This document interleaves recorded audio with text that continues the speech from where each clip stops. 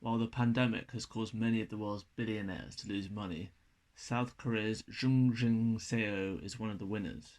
He has managed to add $2.2 billion to his now $11.4 billion net worth after the shares of his medical company, Celltrion, soared over 30%. The company produces a range of drugs to treat cancer, influenza, and arthritis. Let's see how he did it. Seo was born in 1957 to a family who sold coal briquettes. Seo worked as a taxi driver to get him through Konkuk University in Seoul.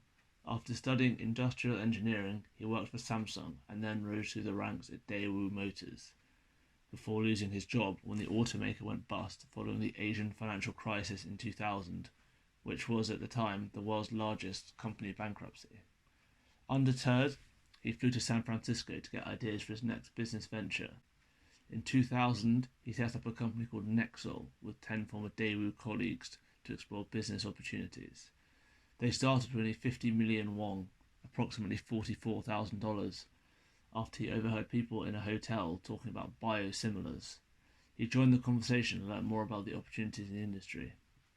This conversation has caused Seo to found Celltrion in 2002.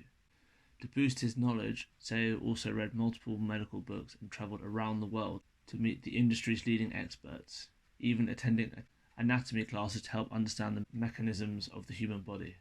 He found the pharmaceuticals industry to be less complex than the car industry, as medical technologies are very consistent, as human body parts don't change, while automobile technology changes completely every 4 to 5 years.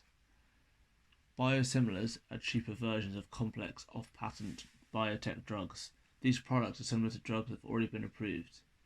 In the early 2000s, Seo bet that aging societies would need alternatives to these costly medicines. Celltrion started in 2002 before the major companies such as Samsung and Hanwha entered the market. After some advice from California-based biopharmaceuticals firm VaxGen, the company started as a contract manufacturer for global pharmaceutical companies. Celltrion reinvested the money they generated from contract manufacturing to build facilities to develop more biosimilar products. However, they ran into financial trouble in 2004 after investors gave them the cold shoulder after attempting to list on the tech-heavy Korean Kosdaq exchange. The company had to withstand years of expenditure without any visible sales. After the failure of clinical vaccine trials, Seo had to go to loan sharks, pledging his organs to get the much-needed cash for his drug maker. He signed so many contracts that some lenders did not believe that Seo had any more organs to be collateralized if he failed to pay the debts. In 2005, Seo and Celltrion got a massive break. US pharmaceuticals firm Bristol Myers Squibb signed a supply agreement with the company. This deal helped Celltrion develop one of the world's first cures for arthritis. The company soon went public in 2008, listing through existing bioengineering company Orchem. In 2018, Celltrion transferred to the main Kospi board and currently have a market cap or company value of over $22 billion. Overseas investors include investment bank JP Morgan, who identified Celltrion's growth. A stream of contract manufacturing orders from foreign pharmaceutical companies also helped to improve the company's financial position. These funds allow the company to conduct overseas testing, gaining approval from drug authorities in South Korea in 2012, Europe in 2013, and the US in 2016.